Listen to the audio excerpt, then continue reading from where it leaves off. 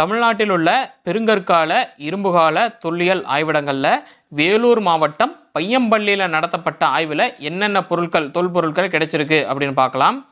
தொல்லியல் அகழாய்வில் கிடைத்த பொருட்கள் என்னென்ன அப்படின்னா, வேலூர் மாவட்டம் பையம்பள்ளியில் இரும்பினால் செய்யப்பட்ட தொல்பொருட்களோட பெருங்கற்காலத்து கருப்பு மற்றும் சிவப்பு மட்பாண்டங்கள்லாம் கிடைச்சிருக்கு. அப்புறம் பையம்பள்ளியில் இரும்பு உருவாக்கப்பட்டதற்கான சான்றுகள்லாம் பார்த்தீங்கன்னா கிடைச்சிருக்கு. அப்புறமா இந்த வேலூர் மாவட்டம் பையம்பள்ளியில் கிடைச்சிற இந்த பொருட்களை ரேடியோ கார்பன் முறையில், அதாவது என்னென்னா, இப்போ ஒரு பொருள் கிடைச்சதுன்னு வச்சுக்கோங்க, இந்த ரேடியோ கார்பன் முறையில் பார்த்தீங்கன்னா அந்த பொருளுடைய வயசு என்ன அப்படின்னு கண்டுபிடிச்சிருவாங்க.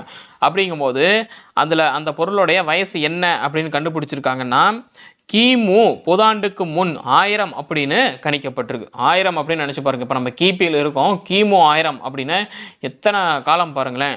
அப்போவே பார்த்தீங்கன்னா அங்கே இரும்பினாலான கற்களாலான பொருட்கள்லாம் பார்த்தீங்கன்னா பயன்படுத்தியிருக்காங்க. வேலூர் மாவட்டம் பையம்பள்ளியில் அந்த இடத்துல பார்த்தீங்கன்னா வேலூர் மாவட்டம் பையம்பள்ளியில் இரும்பு உருவாக்கப்பட்டதுக்கான சான்றுகள்லாம் பார்த்தீங்கன்னா கிடைச்சிருக்கிறதா சொல்லப்படுது. ரேடியோ கார்பன் முறையில் இந்த பண்பாட்டுடைய காலம் கிமு 1000 அப்படின்னு கணிக்கப்பட்டிருக்கு.